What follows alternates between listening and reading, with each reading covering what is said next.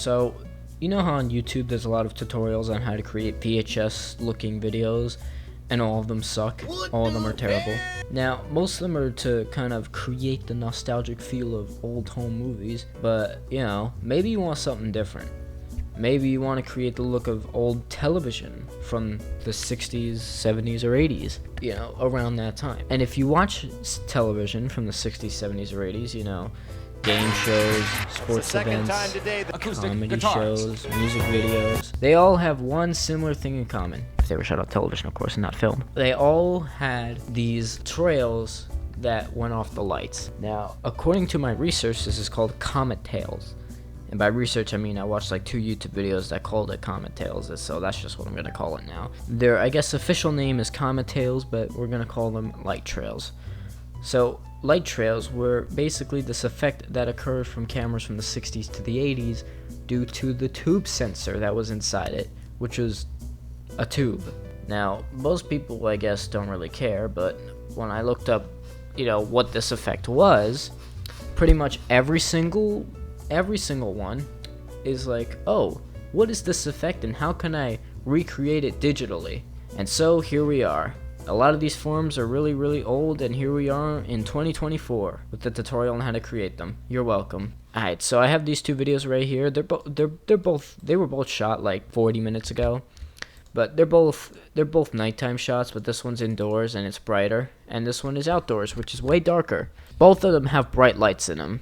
But for this tutorial, we're going to use Premiere Pro. You don't need to use After Effects. So we're going to use Premiere Pro. Now, you can use this with Natron, which is a free video effects app, because I've seen a video with light trails made from Natron. So, you know, you could do that if you want to go the free route and also learn how to use nodes, which I don't know how to use. For this tutorial, you're going to need Premiere Pro.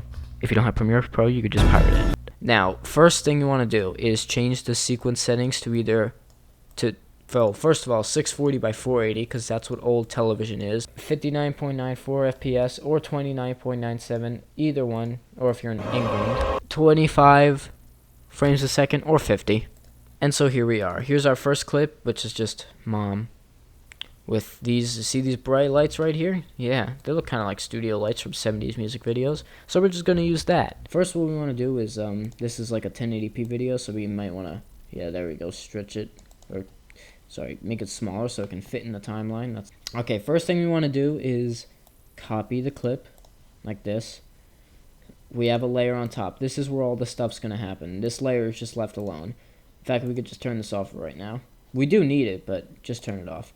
Okay, so first thing you want to do is pretty obvious if you already know. Luma key. And basically what this does is just makes all the bright spots the only parts of the video. So there we go. See, we're already getting somewhere. You already know where this is going. Next up, echo. Echo. Now this is the thing that'll actually create the trails. So here, first take it to maximum. That helps for some reason, so just put it on maximum. And also 10. You want 10 echoes. And that's about it for this. You could like change this to like 20 or 10 or something. You could do, but that's like if you want it shorter or longer, the tails. Same with this thing. If you want it to kind of like fade out at the end, put 75. You can kind of see right there. I guess this isn't moving that much, so it's not really. See, you can already like kind of see what we're trying to do. Okay. And yeah, I mean, it does have it sort of, but it's not really selling it, you know? It doesn't look like it. 2 reasons. Actually, just one. 2 reasons.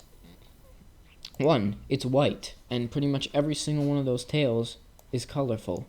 Not really colorful, it just has one color.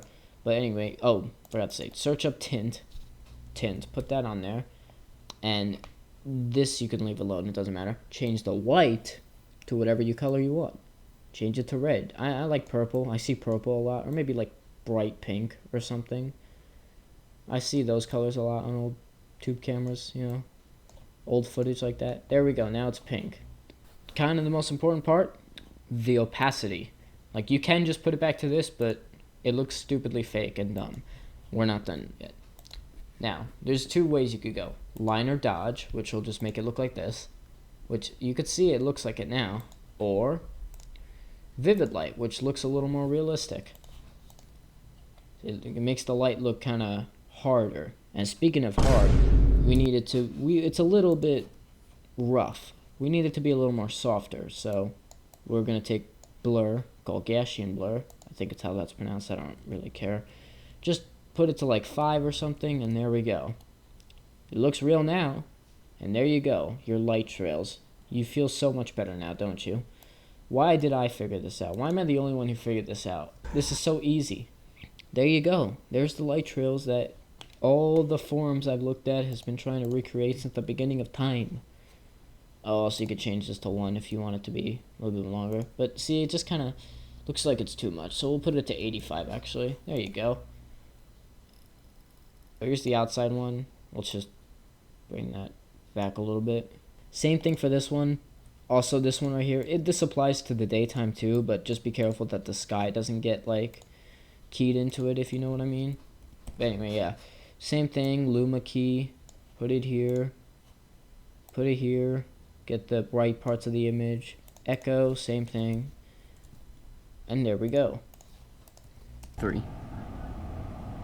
See, look how much more realistic this looks. I can't really put it on real-time speed, and also I can't really put it like with good quality, otherwise my computer might want to shoot itself. Look at this now. Doesn't this look so much more real? Doesn't it look so cool? You can barely see anything outside. No man should have this much power. You can slightly see outdoors. So anyway, yeah, that's it. But no, it's not it. Sure, I've shown you to create the light trails, but look at this. This still looks like digital video. So, here's the next part of our tutorial. The VHS effect. Oh yes, and this is not going to be like every other YouTube video. It's not going to just slap some color correction onto there and call it a day. No. This is realistic VHS effect. Now first we got to export this, which unfortunately, because I have a very slow computer, is going to take a while. So you might want to get a fast computer if you want to do this effect, especially if you want to do it for videos longer than 34 seconds. So, here we go. This 34-second video will take 7 minutes to export. It's really disgustingly long. If you had like a 10-minute video, it would probably take an hour. So, just warning you right now, get a computer with a good graphics card. 8 fucking minutes for it to export a 34-second video. Alright, now the hard part is over. On your computer at least. Next up, we gotta actually create the VHS effect, or the television signal effect, if you will. And this is where this app, NTSC RS, comes in. Now this is guess what? It's a free app. It's a free app that you can download, and it creates the most realistic VHS, okay, I wouldn't say the most, but one of the most realistic VHS effects that you can get from digital, digital video. I mean, look at this. How does this not look real to you? Like, come on, yeah. Look, we compare this to the shitty ass Red Giant Universe digital effect, which looks fake, and if any of you use it, I will kill you. And then we have the NTSC RS version, which, oh, it looks so much better. And I hate every other video on YouTube that just slaps on a lazy filter onto it. Like, oh, download this overlay loop, and there you go, VHS effect. Wow, so realistic. It's your home movie all over again. I'm gonna come to your house and shoot your Yeah, you can see it's blazingly fast for your weak-ass computers, and it fits into your editing workflow. Because you can download this thing and put it into your files, which I have, so I could theoretically just do it from Premiere Pro itself, but nah, I'd rather do it through the app. It's faster and it's more efficient, I guess. Here's it in DaVinci Resolve, which I don't use. I downloaded the most recent version today, so I can, keep it up to date. Just a random thing. It's already at 480p, so I don't need to scale to 480 scan lines. We'll just click it anyway, because why not? But yeah, as you can see, looks way more VHS-like, doesn't it? Oh, sorry. There we go. Oh, that doesn't look as good, but, as you can see. Oh, God. Yeah, I'm starting from scratch. We'll just put it reset so I can show you how to do everything. So this right here is bandwidth scale. This basically is just moves everything, I guess. I like to set it to, like, 60. So you got to put 0.66. Yeah, that's good. Now this right here, alternating, this is just like the fields, so like the lines, you know, back in ye olden days, the video would have like different lines, so whenever it moved, you can see all the lines. It's called interlacing or interleaved. Okay, we'll just take off like things like tracking noise. You don't really need that. I mean, you could have it if you want. It's just like this stuff on the bottom. Doesn't matter. Took that off. Ringing. Okay, ringing. Basically, it's the edges around the edges. So like you see these lines. That's what ringing is. And it's even stronger if you use notch. This thing right here. Which if you want those rainbow effects, you got to turn this off. This input luma filter. You might want to turn that off if you want rainbow effects. Just put this to 0. This just makes it more saturated, which we don't really need. Snow. Now, snow is basically this thing right here. That's snow. That's about it. What did we do to piss off God? Bruh. There's VHS emulation. Yeah, speaks for itself. Fucking saturation. Sharpen. Sharpening images done by some VHS. Don't do that. Edge wave. That's exactly what it sounds like. Chroma noise. I mean, do you want it? It's there. You can put it. You can put it if you want. You don't really need it.